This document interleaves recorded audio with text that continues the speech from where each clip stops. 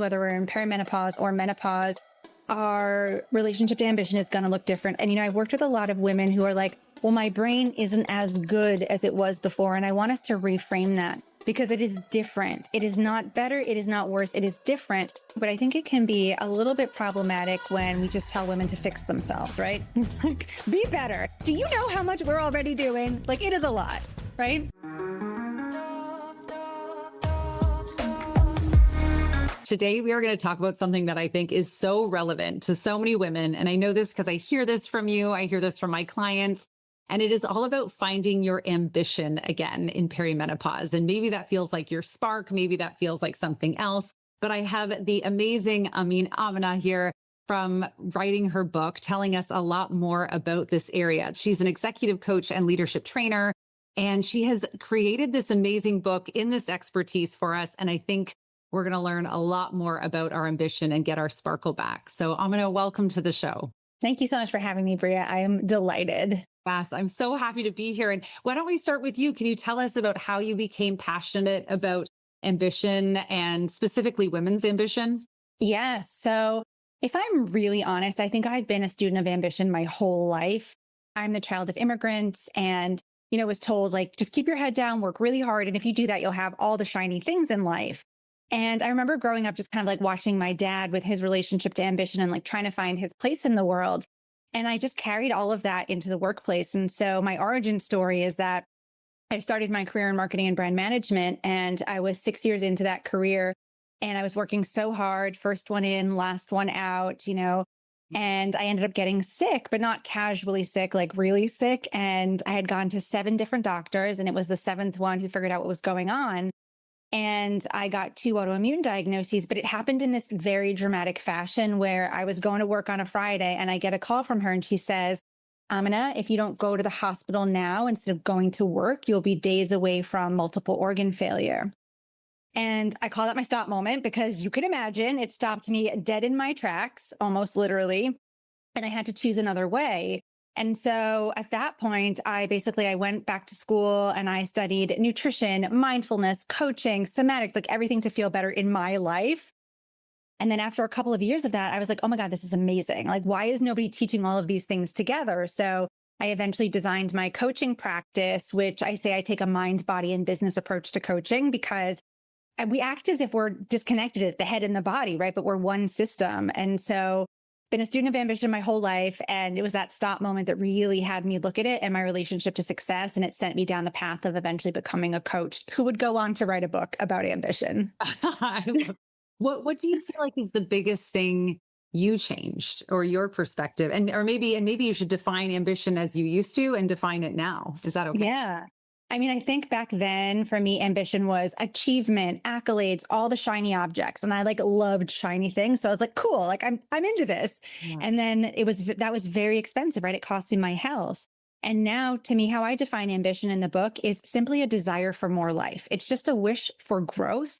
And that's inherent in every living thing on the planet, from plant babies to human babies, right? We all have this desire to grow. We want to allow it to be cyclical versus like this more for more sake all the time. That's one of the biggest reframes in the book. It's not always about stretching ourselves to the point of breaking. It's cyclical, like nature.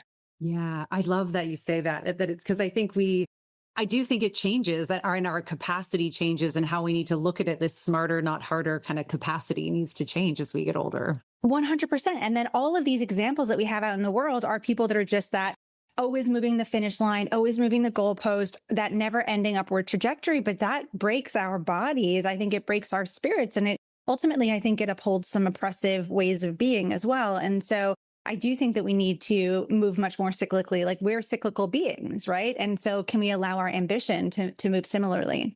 I asked you before, we were talking a bit before we started recording about the difference between ambition and motivation. Yeah. And how would you explain that? I think of ambition, and people that read the book will probably have this takeaway almost immediately. I think of ambition almost as sort of a spiritual assignment. Motivation is connected to dopamine, right? We have intrinsic motivation and we have extrinsic motivation, and it's the desire to go out and gather. But ambition for me is a desire for more life, a wish to grow, a wish to unfold. And, there's a bunch of data around ambition because so many people sort of like argue over the definition, who's allowed to have it, right? So some of us think that it's about awards and distinctions. Some of us think that it's about accolades, but most of us do think that it is about growth. And I think we get to steward that desire for growth. There's no right or wrong around the ambition. There's no right or wrong season around our ambition. The invitation in my book is just to allow it to be more purposeful. So in the book, I think ambition is neutral and natural, right? But I think there's two orientations of it. There's painful ambition, which is driven by our core wounds. And I can tell you all about those. We all have them, unfortunately. And then purposeful ambition is connected to our truth. It's coming from a place of wholeness.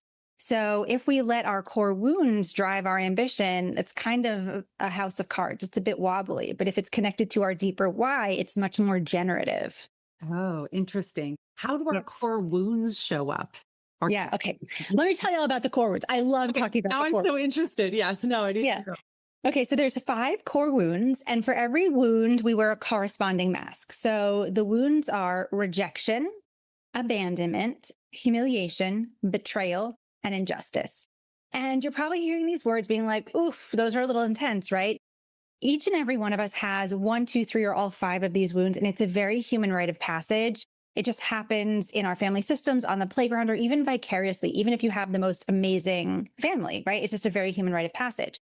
So if you have a rejection wound, which is where you felt rejected in childhood, the mask you'll wear is avoidance, avoiding conflict, avoiding throwing your hat in the ring for things. And we can imagine how that shows up in ambition. Oh my God. I see you laughing and I want to hear about this. Then there's the abandonment wound, which is where we felt a sense of abandonment in childhood. And the mask we'll wear is dependence, where we're overly emotionally dependent on others. If we have a betrayal wound, which is where we felt like our caregivers didn't live up to expectations, like we hoped a parent would be this way, but they showed up another way, the mask we'll wear is control. And I see this one a lot with my clients, right? Where you're like, I never want to be let down again. So I'll just do everything, right? I'll control, I'll dot every I, cross every T, it'll be okay. Then the next wound is humiliation. So this is where we felt like our caregivers were embarrassed of us or ashamed of us in some way. So the mask we'll wear is masochism or martyrdom. So this is another one I see with my clients a lot of like, I'll do all the work. Let me carry the weight. Let me take this off your shoulders and only to put it on mine. And then the last wound is injustice. And that's where we feel like our individuality in childhood was restrained. And the mask we wear is rigidity or perfectionism, where we have an intolerance to live in an imperfect world. I see you laughing again. You have to tell me about your wounds and masks. It's really awkward when you're like, oh gosh, that's me. I mean, girl, same, right? I have 3. And when I share these, it's almost like an existential crisis for everybody, right? Whether they're my clients or if it's in a big room.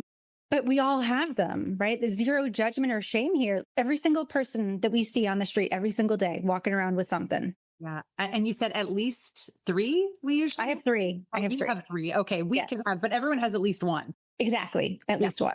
And can you say more about I don't know if you use the word inherit, but that's what I stuck in my head is like, you can inherit these, even if you had this wonderful childhood, you can actually just absorb them from other people or. Yes. Yeah. So I use the word vicarious, right? So inherit is all, but that's lovely. I love that. Absolutely. Right. You can watch how your caregivers move or even how a sibling moves. And then you're assuming the same thing. I actually had a client whose older sister used to get in trouble for being like the loudest, the brightest in the room. So then she was afraid and had that very similar wound. And so it absolutely can be inherited or we can experience it vicariously. You meet a lot of people who are like, no, I had a wonderful childhood, but we all have things anyway. Of course. I feel like I'm one of those people. So it's like, oh, and yet I still have these things that you say out loud. Exactly. And it's like everyone's parents were probably doing their best, right? For the most part. And it's just a very human rite of passage. But we can imagine, though, if our ambition's coming from that place, it's a little dicey, right? So I have a rejection, a betrayal, and humiliation wound. And so basically, I was seeking all these things outside of myself to feel whole on the inside, right? But that's an inside job. So it didn't matter what I achieved or how much I made. The work is on the inside. So is that part of, as we read the book, which I hope everyone does after this podcast, I'm already so excited about it after hearing this. Is that part of the journey then is kind of recognizing and healing those wounds? Exactly. That's literally step 1 on the journey. And I'm always hesitant to use the word heal, right? Because I do feel like we absolutely need to do work on them, and 80% of it really is awareness, right? The minute I saw my rejection and avoidance, I was like, oh my gosh, I see it everywhere. Okay, I'm going to make a different choice. And so awareness really is a big part of it. But I do think every next level of growth, those things tap us on the shoulder in slightly different ways, right? So I hesitate to say like, oh, read the book and we'll wave a wand over it and it'll be gone, right? But they do become so much less loud if we spend time looking at them for sure. Yeah, I love that. It's amazing how much awareness plays into everything, isn't it? If we're just more aware of some things, then we can make a lot more progress than we think without ticking off boxes, I guess. Exactly. Awareness is so much of the work. Do you find we were, obviously we're talking to women in this beautiful magical age box of perimenopause. Yeah. And in my clients, I see a lot this kind of lack of sparkle I was telling you Mhm. beforehand. Where this missing je ne sais quoi now, where it's Yeah. just want, want, every day feels like Groundhog Day. Is that a part of our ambition? That Which feeling? part? The lack of sparkle? Yeah, the whole ER feeling. Yeah. Want, The want. you're feeling. Yes. Okay, so listen, you are the health expert on this, right? And I'm layering in the ambition piece of this. But what I do notice with my clients around this is not a lack of desire, but often like a lack of sparkle or a lack of energy, right? So there's this like kernel of desire inside of them that wants something more, that knows more is available, but they're like, I'm already doing so much. Do I have the energy to sustain this? My nervous system is impacted. Do I have the resourcing to actually grow right now? So I think we ask ourselves a different set of questions in this phase that we might have asked ourselves earlier. Do you think it comes up more commonly in this time where we start to question our ambition or start to almost come face to face with it? 100%. It's kind of wild because I have built, I think, an entire coaching practice around this because for the most part, people come to me when they have gotten to the top of the mountain in their career and they followed the shoulds and the must do's and they were the nice girls and, the perfectionists and they performed beautifully. And then they look around and they're like, this is not it. Like, none of this makes me happy. This is not aligned with my gifts. Like, this is not it. And like they're finally ready to do something that is true for them. And I think that our tolerance is less, right? We've put up with a lot for a long time. And now we're fresh out of tolerance. And we're like, okay, I'm going to use the energy I have in service of something big, right? And that's how I've always felt from a chronic illness perspective, having, had two chronic illnesses.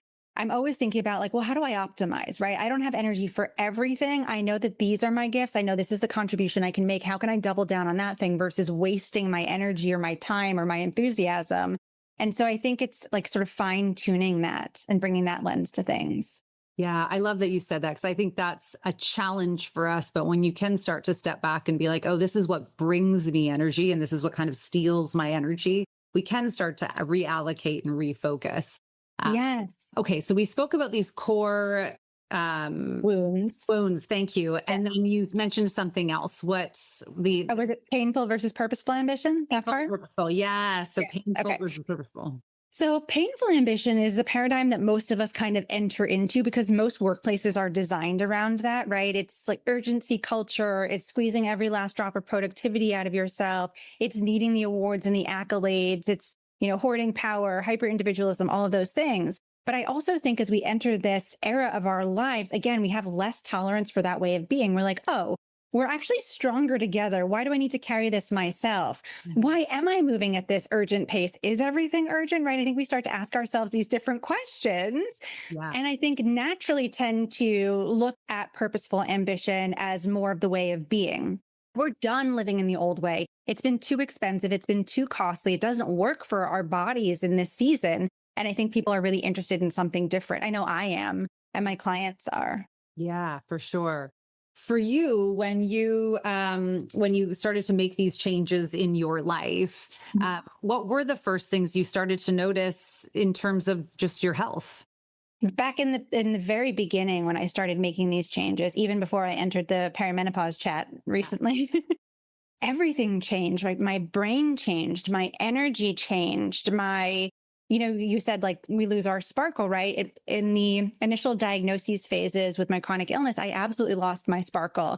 And you wonder, right? You think everything is going to be a lifetime and not a season. And you're like, will I ever feel like myself again? And so it's really beautiful to have tools to be able to shift into, wow, okay, like I can feel energized again. I can think clearly again. Maybe it's not the same as it was before. Maybe it's different, but I can access these parts of myself that are true to me and important to me.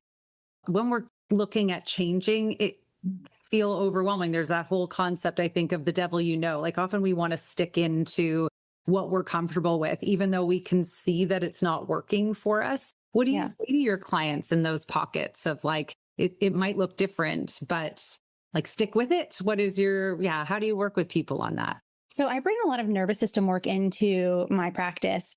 And what I notice is oftentimes we make change a problem. And because we've made it a problem, there's an impact on the nervous system, right? Where we can become dysregulated because we're like, this is a problem to solve. It's not okay to be this way. We're kind of fighting ourselves versus flowing with ourselves. And so I think the first thing is like just to not make it a problem, right? It can absolutely be challenging. That's different, right? Separating challenge and it being a problem. A challenge is, right, where we feel like we're pushing a boulder up a hill. There's a new set of circumstances we don't necessarily know how to solve. And making it a problem, right, can, like I said before, can kind of tip us into that dysregulated state. So first and foremost, it's like, okay, we have something new in front of us. It's going to require a different set of tools, but let's not count ourselves out from the beginning. Yeah. What kind of tools do we need now? From a mindset perspective, from a nervous system perspective, from physical resourcing perspective. And is it different for everyone? I think it is, but I'm curious what you think. Yeah, I definitely think it is. Yeah. I mean, I think there's, because the underlying is different. Like you were talking about that kind of where are we when we think about these, painful motivators and what is our capacity in our life and what are things that we like to do. So yes, I definitely. Exactly. Yes. And, I think about midlife too. And midlife, not only are we experiencing hormonal changes, right? But it tends to be the time where we're carrying a lot of heavy things in our lives, right? Whether that is parenthood or elder care as our parents age, or, maybe you've gone back to school or mortgage, right? It tends to be a season of life where we're holding a lot of things and it does require a lot of resourcing. And so I think we have to be extra considered about the resources versus the demands. Yeah. For the women listening right now who feel super overwhelmed, but maybe haven't hit that, like for you, you had that stop moment, I think, right? And I've had a stop moment. And I think that's what ends up turning us into these pathways where our work becomes our livelihood, which is really wonderful. But for women who, are obviously not feeling awesome, but haven't had that stop moment, are there things that you can help them see in themselves that maybe it's like, hey, let's not get to the bottom of the barrel before we change? Like, are there things that they recognize in themselves? Does that make sense? Yeah, I'm going to ask this question two ways because one, I really wish that we didn't believe that we had to suffer. And when things felt off, I really wish that we would get help and address them. And that's something that chronic illness has taught me as I waited way too long the first time. And so now I'm much more attuned to listening for the whispers and I won't wait for the shout. But, it's interesting because I was sharing this before we hit record, but I launched my book in May of 2025. And I now know I very quickly entered the perimenopause chat as I launched the book, but I was associating those symptoms with this season of life. Like my anxiety went through the roof and it was a very body-based anxiety where like my heart rate was spiking. I would just be sitting here and I'd be like, oh, cool. My heart rate's at 140. That's lovely. Like I'm doing nothing. Like all of these really interesting changes, like memory changes, impact around word recall, things like that. But I was like, oh, I've been really stressed for the last year because I've been putting this book out. And, I was telling myself a story around this and I delayed care as a result of that. But as soon as I realized what was going on, I was like, I am not going to continue to suffer. Like, what is the point of that? Right. Especially in this season where I want to give my best to people and that requires resourcing and support. So I do really wish that people would listen for the whispers and versus the shouts. But here's what I know as a coach is that we get our lessons when we're ready to get our lessons, and you cannot save anybody from getting their lesson. And so it's like, if it takes the shout, it takes the shout, unfortunately. Yeah, that's what it takes for us to get there. Yeah. I love you. That's the whole point of the titling of the Period Whisperer podcast is to listen to the whispers ideally before they get to screams. But hearing you say that is so beautiful because you're right. Sometimes that is like we need to get knocked up against the head in order for us to be like, oh, I guess I have to now. Yeah, exactly. And hopefully we get the lesson in one area of our life and then we can spread it across all the others. Hopefully we don't need to get it every single area. Yeah, that's true. We don't have to get knocked in all of the. Exactly. For those of us who maybe are nodding our head, like listening to you, like, okay, I understand I have these things now. At least we have this beautiful book as a tool that we can start to learn. But In the book, does it talk about helping us understand, okay, where to go from here? Like I do speak to a lot of clients who, well, particularly when I'm like, what do you do for fun? Or what was the last thing you did that was like so happy? It was just fun just for you. And most of them don't know, which is, I Yep. think, speaks a lot to Yep. us. Yeah. Do you have some suggestions or are there suggestions in the book for that? Yeah, absolutely. So in the book, there's a 5-part framework about living into purposeful work. But even before that, it's super important that one of my friends is a nervous system practitioner, and she says the nervous system thrives when we have more resources than demands. And it's such a simple way of articulating it, but it's kind of profound. And so in the book, there is something called the nourishment meter, and it is a tool for expanding our resources to set us up for the demands of life and the demands of purposeful work, right? Even if we're doing something that's really aligned with us, there's still demands. And so there's a 13-part framework with all the different areas of our lives and asking ourselves very simply, like, how whole, full, and nourished do you feel in these areas? And then identifying anything that's below a 7. And then what are the ways that we can start to shift those areas? Because trying to, architect the dream, whether it is a new career or a business or what have you, something related to our ambition, but we're not resourced enough, we're not going to be able to sustain that and to go the distance. And so I think that's foundational. It's like, how are we actually caring for ourselves so we can show up for the dream? Yeah. How do we get the energy to spend on the dream? Kind of. Exactly. And I want to clarify one thing here too, because I think sometimes, and I did write it in this context, but we hear the word ambition and we think it's only about career. But, if we go back to my definition, it's just a desire for more life. You can be ambitious about anything, right? So if you're ambitious about parenthood, if you're ambitious about sailing or whatever they are, right? You just want to have resourcing for those ambitions, whether it's work or not. Do you have to focus on one ambition at a time? No, I actually think that we go through the cyclical nature of ambition in multiple areas at the same time, right? So think about, if you are moving through the ranks of an organization, but you're also a new parent, you might be really ambitious about parenthood and you might be in an underground phase of ambition with work because actually you're devoting all of your ambition in that one area. It doesn't have to work that way, but I think that we're often in multiple cycles at the same time. Ah, that's so interesting. I completely agree. I want to go back to nervous system regulation because I think this is another one of these things where what calms one person's nervous system is different for another. So obviously we know resources. I love that you explained that your friend defined that, like resources are important. What do you do specifically regularly for your nervous system? Yes. So I'm a Vedic meditator. So I meditate daily, which has been a practice that I've been doing since 2015. That practice specifically. I did different types of meditation before then, but that one was really sticky for my brain, which was lovely. I do a nervous system practice called mapping, which is a mindfulness practice where you bring awareness to different parts of the body. That has been game changing for me. I try to get out in nature as much as possible. I have the privilege of moving my body. And so I do work out I've been very consistent about my workouts since my autoimmune diagnoses, like 16, 17 years ago. I really have lost track of time. It was in my 20s and I'm not in my 20s anymore. I can't tell you how long ago that was. 20s? Oh, bless you. You're a very nice lady. As do you. I love Yeah. So movement has been a big part of, but also community too. So much of my friendships are so nourishing, right? And just we can't discount how important that is. Like so many studies on longevity go back to community. Yeah, absolutely. I do think friendship connection. I mean, it's something that we just need as a human need, like you're talking about. I love the way you've explained ambition as growth, like our desire to grow, because I feel like that's one of our basic human needs. Like if you're not growing, you're dying. That's what it feels like. Yeah. Yeah. And it's okay to be like, so I describe the cycles of ambition like a perennial flower. So you have a seedling of desire, you want to grow. Great. You water the inner and outer environment, you use the resourcing, and then you have this beautiful peak in the sun. And then the seasons shift and the petals fall off and you wind down and you go back underground. And maybe that ground feels fallow until it's nurtured enough that you can rise again. So no matter what, we're going to go through these cycles of ambition. And it's probably why sometimes we can, as you said, we can achieve something and then feel it almost like a lunch bag let down, like, oh, that's over now.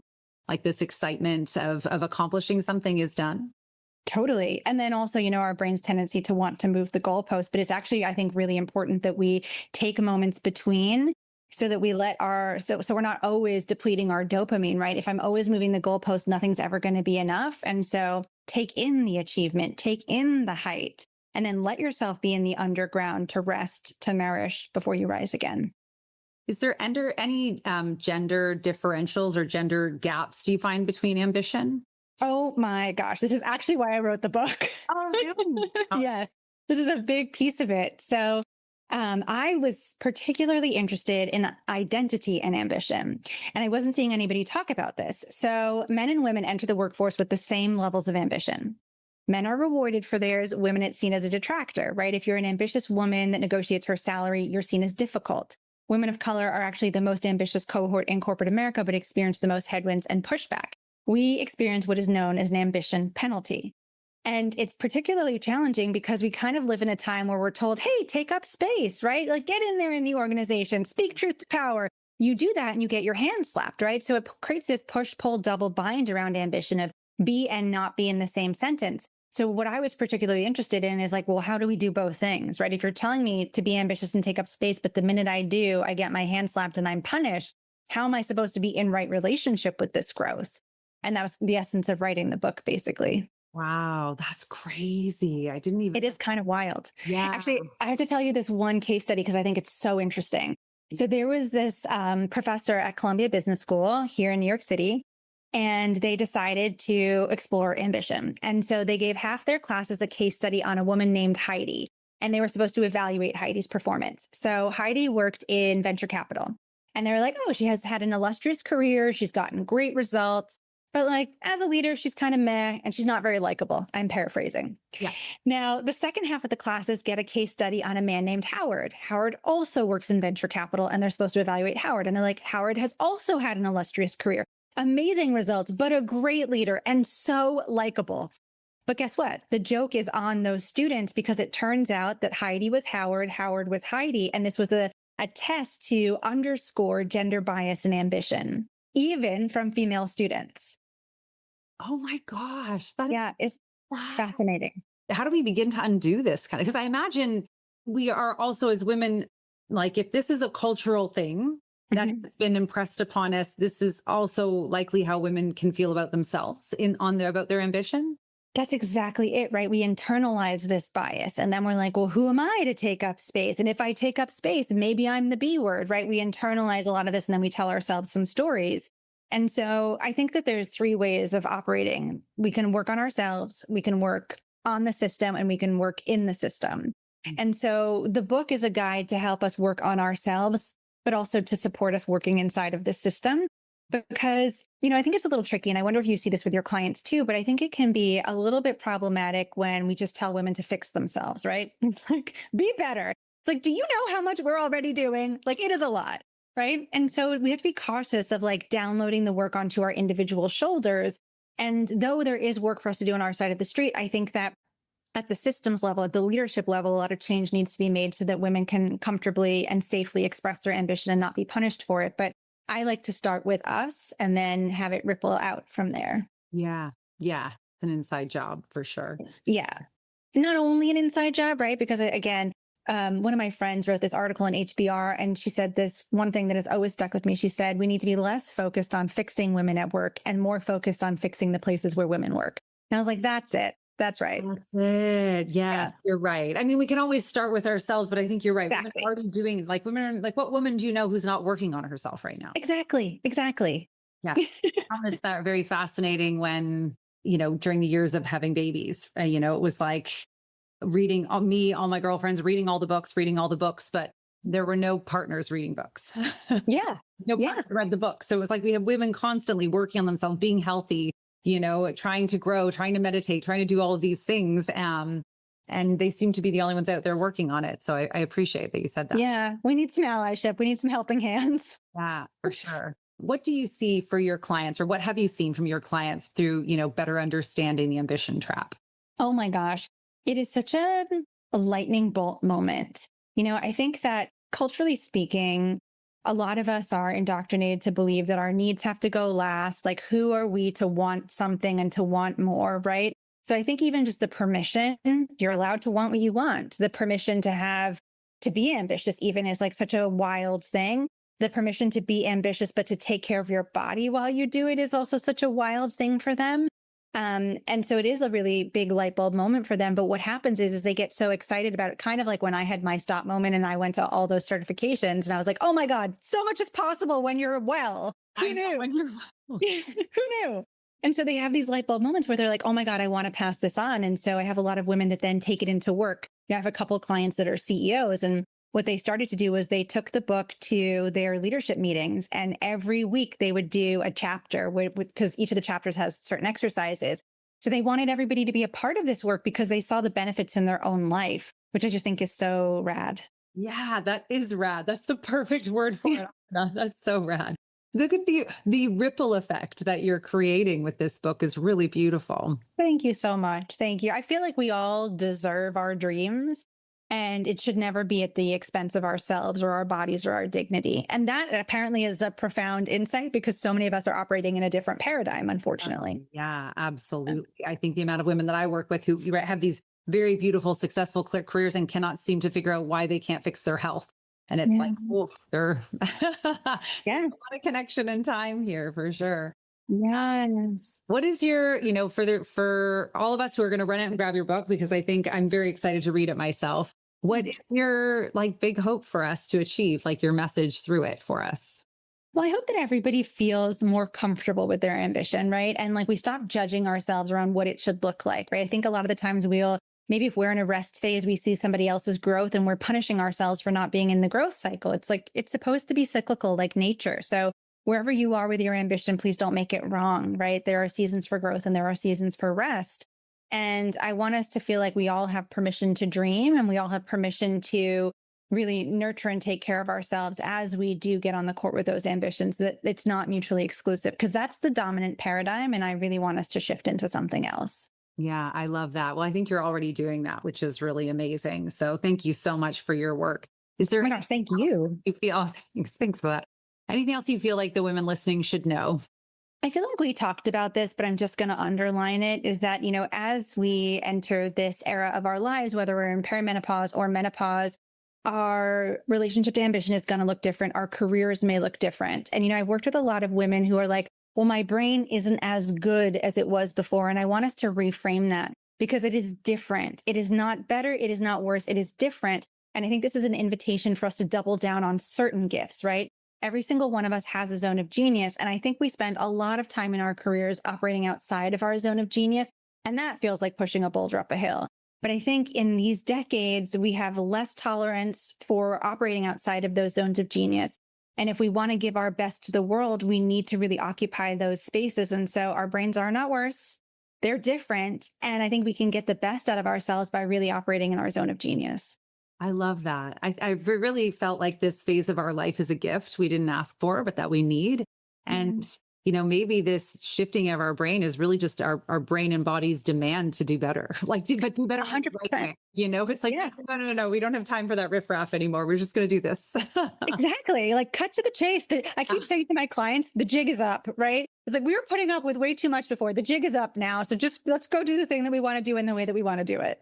And stop Yeah. worrying about all the other stuff, which I think is the biggest load we have to put. That's the boulder that we need to stop pushing up the hill. I think it's Exactly. The invisible labor, the fawning, the people pleasing, all of it, because it just keeps us stuck and delays our own dreams. yeah, for sure. And it feels like you can start to become more aware of those even through this initial step one in your book that you're talking about. Oh, 100%. It's all in there.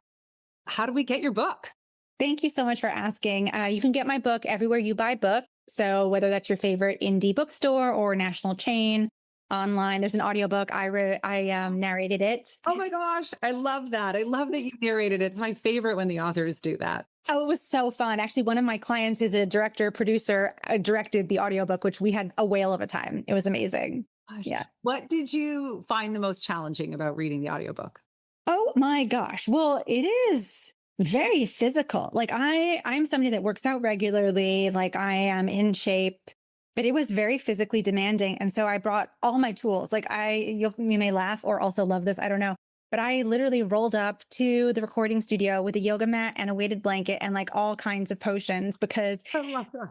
well, because it requires so much head pressure and head chi. So I had to get in my headstands. Also, I wanted to deliver the book in as regulated a nervous system as possible, right? And I think it's really hard when you're like in that tiny little recording booth and they're like, go make it sound like this. You leave your body. And I really wanted to deliver in my body. And so I wore my weighted blanket the whole time. Gosh, I congratulated you at the beginning of this because I'm like, I feel like creating a book is like birthing a child into the Oh, world, it like is. huge. But then you just had to redo it with the Audible. That's wild. It was wild, but it was actually really cool. The whole process, I honestly feel like an Olympian after putting a book out, but I wouldn't take a second of it back. Like it stretched me in all these really beautiful ways. And I think it's such a great story of midlife ambition, right? It's like it invites you to these edges. Your edges are probably bigger and further out than they've ever been. How cool is it to stretch them a little bit and to show up for yourself and do something cool? Yeah. Okay. I have to ask you one more question. Mm. Where are you at in your cycle of ambition for your career? Thank you for asking that. Thank you for not asking what book number 2 is about. Because that's typically the next question of like, well, when's your next book coming out? And I'm like, I'm in the underground phase of my ambition, where it's like, I like pushed for so long and had that big growth period that now I'm really happily letting myself be underground and I'm nurturing enough and I'm taking in a lot of information. I'm back in a learning phase. I'm enrolled in 2 courses right now because I want to be nurtured enough that I can rise again. So I'm taking my own medicine day by day. Some days it's trickier than others. Yeah, of course. It always is. I always say that just because I know what to do doesn't mean I do it all the time. Exactly. Exactly. We're human. So, You get it. Amina, thank you so much. Your energy is amazing. I'm very excited about this book. And I think it's going to make a big difference, certainly in the lives of the women listening here. So, thank you for what you put out into this world. And thank you so much for being on the show today. Oh, thank you so much for having me. Your energy is magical. I know I don't need to tell you, but you are incredible. And it was an honor to be here. And thank you so much to everybody for listening today. Yeah, sisters, everything's in the show notes. Go and check out The Ambition Trap with Amina AlTai. I think you're going to love it. I already know that I am. I'm already going to grab it on Spotify after this. So now you have an amazing tool to go out and be more in your lives and not just less on a scale. We'll catch you in the next episode. If you're 35 plus and ready to stop guessing, start understanding your hormones, and feel your absolute best, hit subscribe. That's what we do here.